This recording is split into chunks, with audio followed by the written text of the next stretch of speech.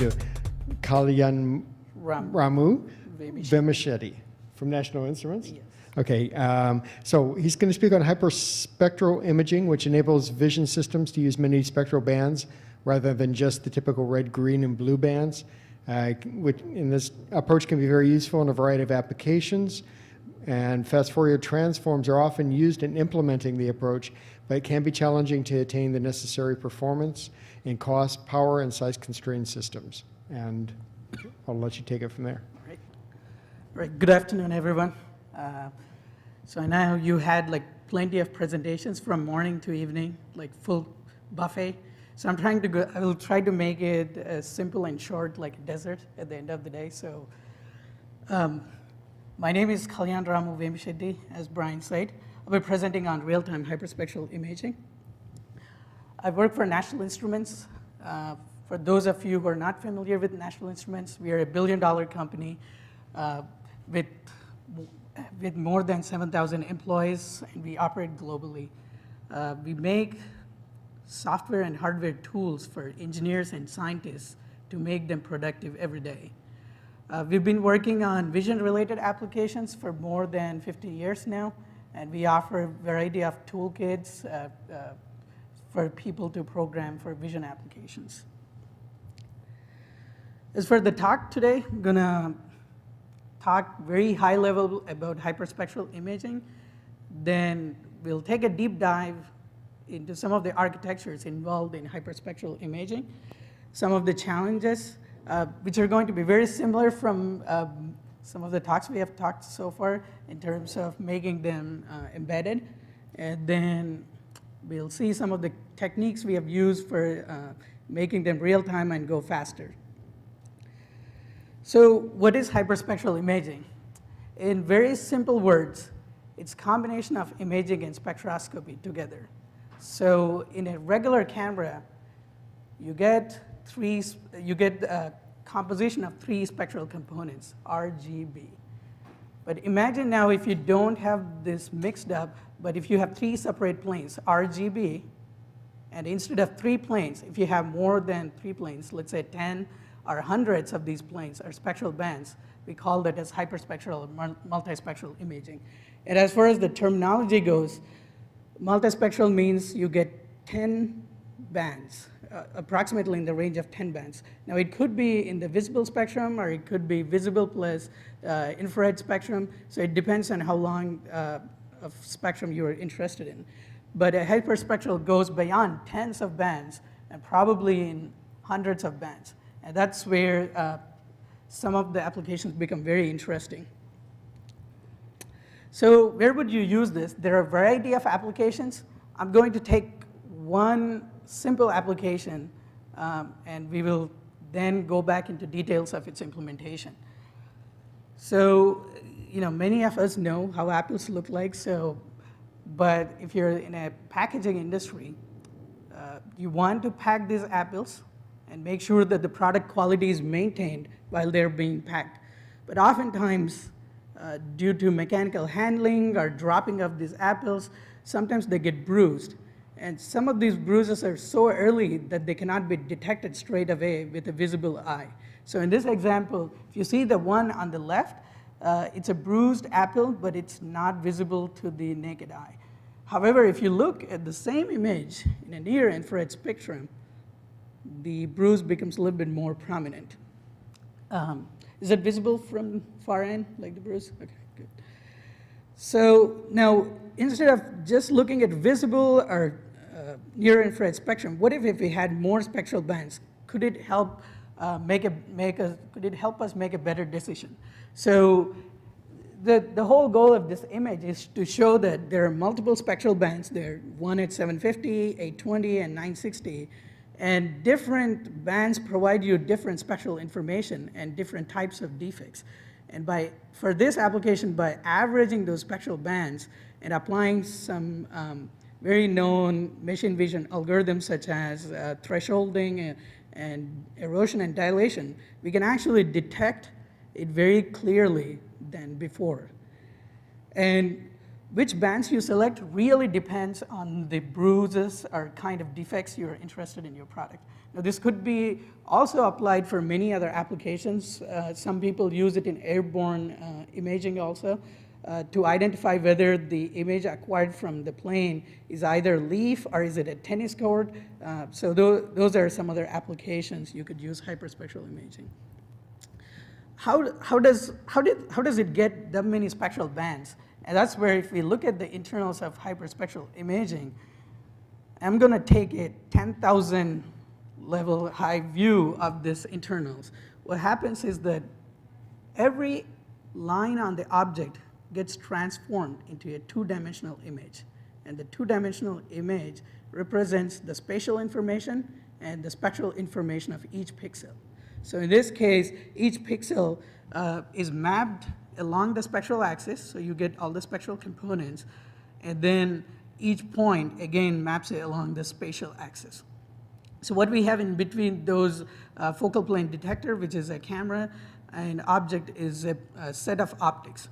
And most of us know that if you have a reflection from an object, the best way to get the spectral information is probably through prism, right? So many of us are familiar. If you get a white light, you can decompose that into multiple spectral bands using a prism. But that's one way. There are multiple ways to do the same decomposition. Another way to do it is using interferometric technique. And the reason this was used in the application of interest was because of its high signal to noise ratio. So you get a better signal to noise ratio. When you split it through the prism, you get individual components and the signal intensity decreases. And once you stack up these hyperspectral images, you get something called hyperspectral cube. So you stack up all the lines of the image, and that will give you the hyperspectral image. Now you can start to see that the processing on this is a little bit more complex than image processing, right? It's getting doubled now.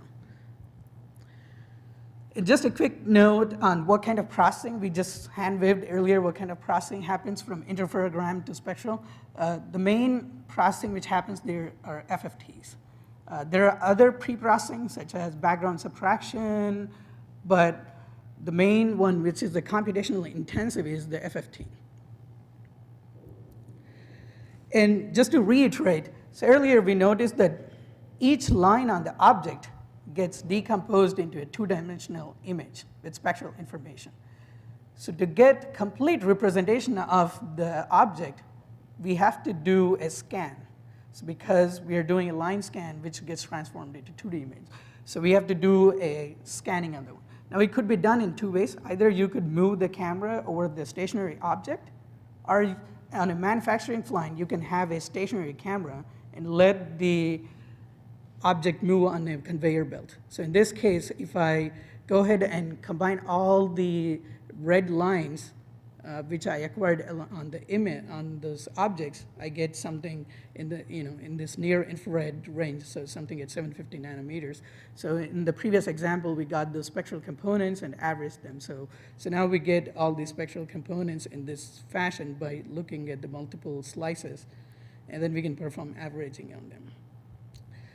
So what was the processing we talked so far? It was more FFT.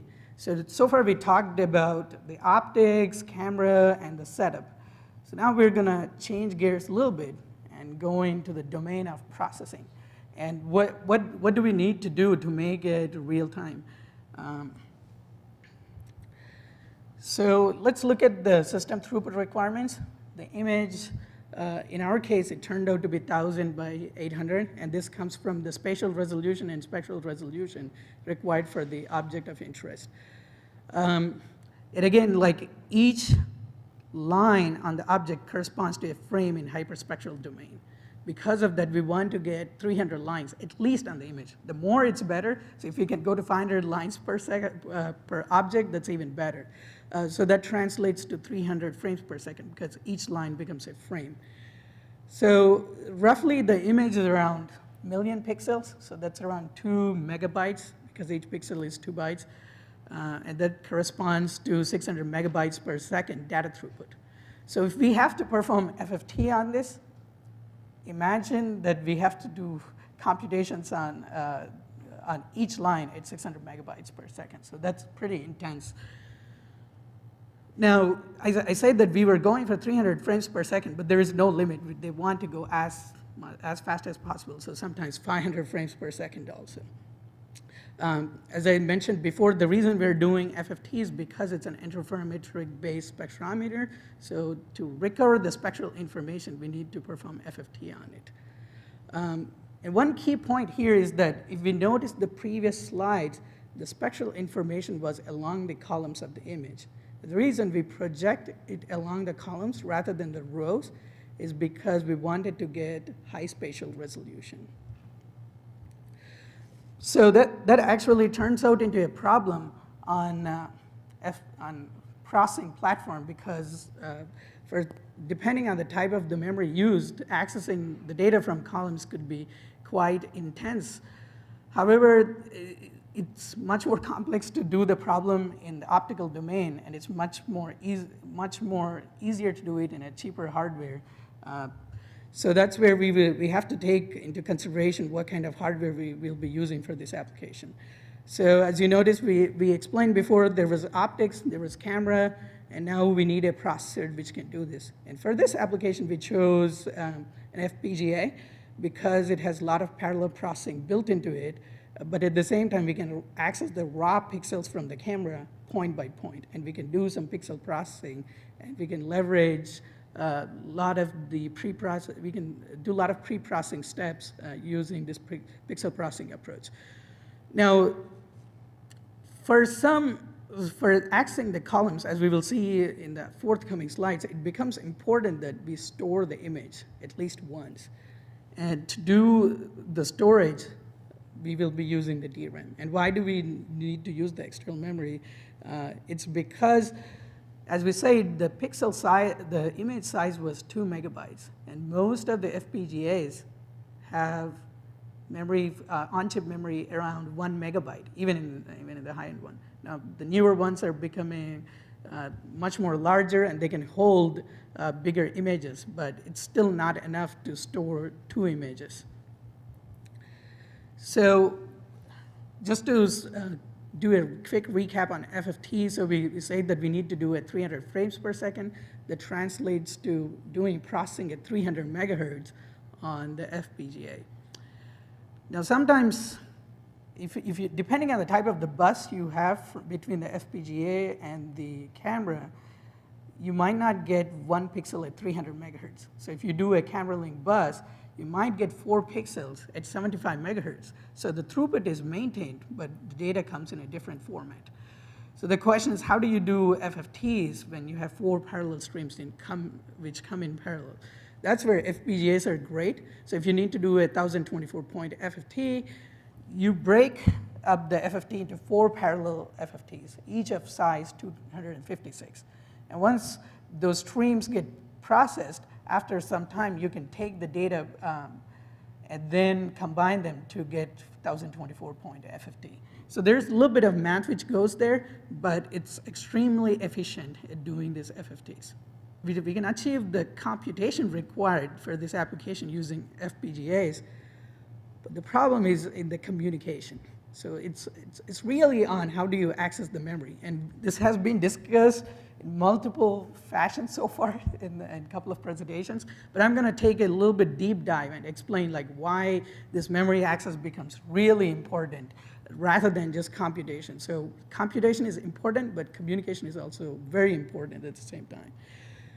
So now we discussed earlier that spectral axis is along the columns, and the spatial axis is along the rows because we want to maximize the spatial resolution. So the number of columns, the number of pixels along the row were 1,000, and number of pixels along the column were 800. Now, if I want to access a column, and since the points from the camera to FPGA are coming point by point, I have to buffer up almost all an image before I can start processing them. So to do that, and to maintain real-time throughput, while one image is being acquired, we have to finish processing on the previous image. And that's the only way we can get real-time performance on this system. So but the on-chip memory is only around a megabyte, but the image itself is 2 megabytes. So we cannot store the previous image on the on-chip memory of the FPGA. We don't have enough space. So what we do is we offload the image to an external memory chip. And that sort of creates its own problems. The on-chip memory access is pretty fast, and it's very easy. You just write to it, and if you ask it, it will give the data to you in the next clock cycle. When it goes to external memory, it has its own mood swings. Whenever you ask it data, it might give you after 10 clock ticks sometime. It might give you after 15 clock ticks sometime. So it kind of gives you a latency issue. So again, just to reiterate, the data from the camera is being written in a raster scan fashion along the rows, but for processing, we need to access them along the columns because we want to do FFT on each column. And when we did benchmarks on this, we found that accessing data along the columns is super fast. It's around 1.6 gigabytes per second for the memory chip we chose. But if we need to access data from the columns, it was 0.2 gigabytes per second, almost an 8x decrease in performance. And we just have to think at that point of time, why was there a decrease in the performance? And we noticed that it's because if you take an image, which is of 3 by 3 size, as you'll notice that if it's each row is stored in a sequential fashion. So, and the rows are stacked up in a linear memory. So if I have to access columns, it means that I have to get data from non-sequential elements of the memory. And the longer the distance between those successive elements, you'll see a hit in performance. So you'll see a decrease in this case. Now, if I were to access the rows here, it would be very fast because they're all sequential in nature. So how do we solve this problem now? The way we solve it is, imagine instead of accessing the columns, if we transpose the image, all we have to do is access the rows. So before we store the image onto the external memory, if we can come up with a way to transpose the image, then we can get the data throughput faster again. So that's where some of the efficient memory techniques come into play. And I think Lano from Seva just mentioned that instead of accessing the data in a column-wise mode or non-sequential fashion, it's very beneficial if you access them in tiles. And the reason for that is, when you're accessing a tile, unknowingly we're doing more sequential writes or reads along the rows. So the common approach is that people store the image on a DRAM or an external memory, and you access them back as tiles, which are square blocks, and then place them again into a transposed location of the external memory. Now, there are two things going on here. You're reading from the external memory, and you're writing to the external memory. So you have read and write operations going on simultaneously. And whenever you have to do that, you do a timeshare on the DRAM. And that's where FPGA can give you that low-level control in controlling the amount of time in terms of read and write. So when we did some benchmarks on, okay, what tile size should we choose? What is the performance benefit we're going to get? We know that as a reference, if we access the columns, we are getting 115 megabytes per second. But if we do a read of tile size 16 by 16 and write it back again into the memory, we were getting around 180 megabytes per second. A little bit improvement in performance because we were only doing it only sequentially by a smaller amount. But if we do 64 by 64, we saw a jump all of a sudden because it was getting more sequential in nature, so we were getting 400 megabytes per second. As we went to 128 by 128, we were getting 532 megabytes per second. And once we did 256 by 256, we were getting around 600 megabytes per second. And from our previous system requirements, we know that we want a throughput of 600 megabytes per second. So straight away, we would jump in and say, that's the golden bullet, let's take it. And while it is true, we have to take other things also into consideration. And that's where resource usage of the FPGA also becomes an important factor. So just to summarize what I said, instead of storing the image row-wise and then reading it back, transposing it, and placing that back again into memory, what we can do is we can eliminate one step. We can try to transpose it using the on-chip memory and then store that. And essentially what we're saying is instead of taking a row and storing it as a column in that fashion, it's better to take more rows and store them as columns together.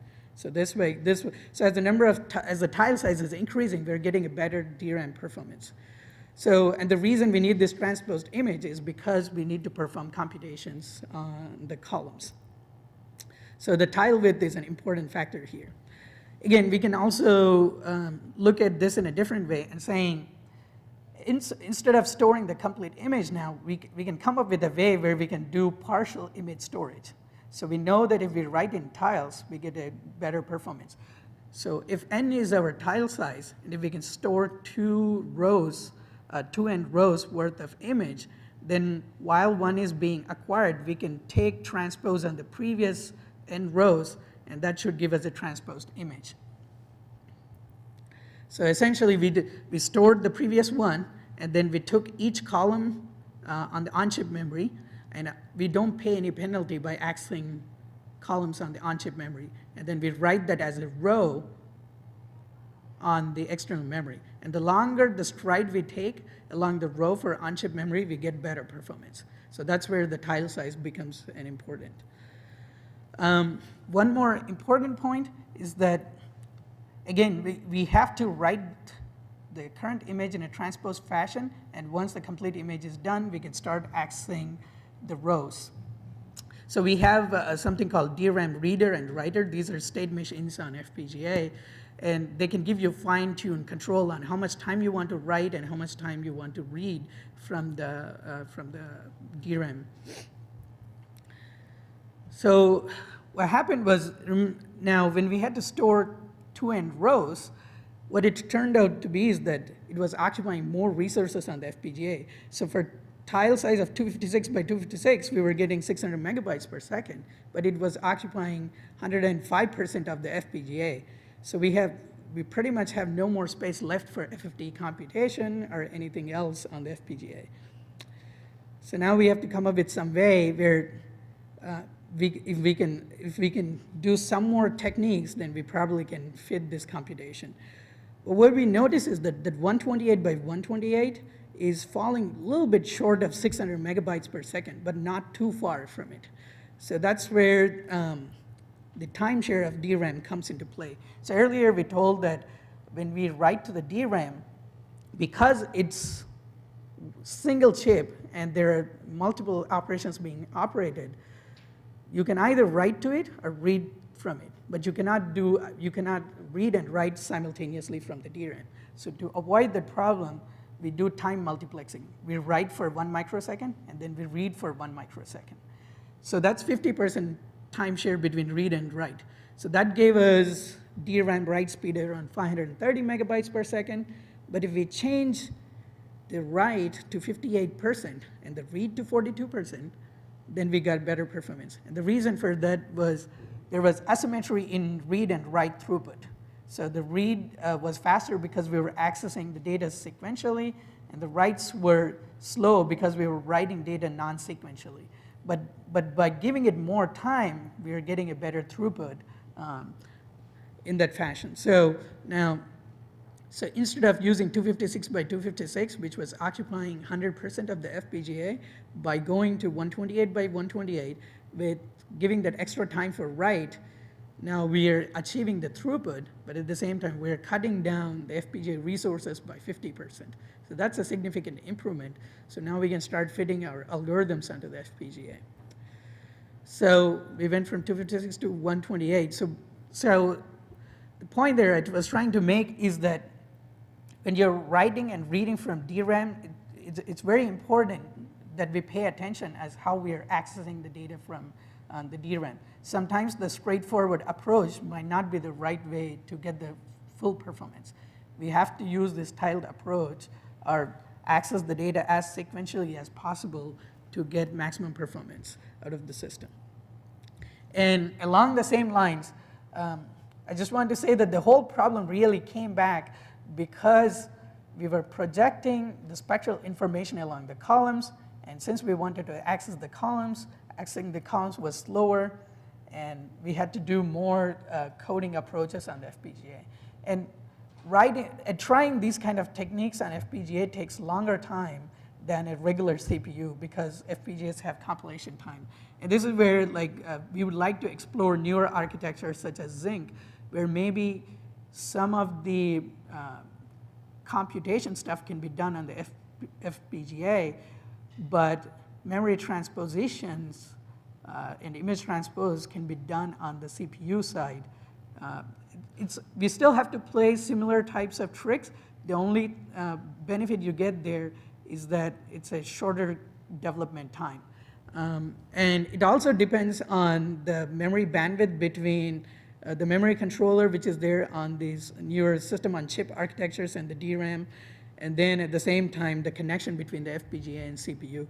But I think these kind of architectures are going to be very interesting for future applications, not only for transpose, but maybe sometimes you just want to do FFTs on the FPGA, but do further decision making on the CPU in real time and do sorting. So in our case, the main goal was that we want to do this computation fast, and we wanted to get a spectral peak, and based on the peak, we wanted to do a sorting. And that kind of decision making can be done even on the CPU if you have them on the same die. So just to summarize that, the hyperspectral imaging was very computationally intensive, but with right kind of architecture and right kind of processing platform, those kind of applications can be solved very efficiently.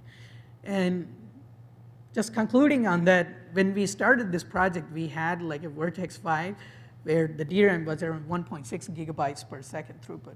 Now the newer ones, when we tried, we had 5 gigabytes per second throughput on read and write.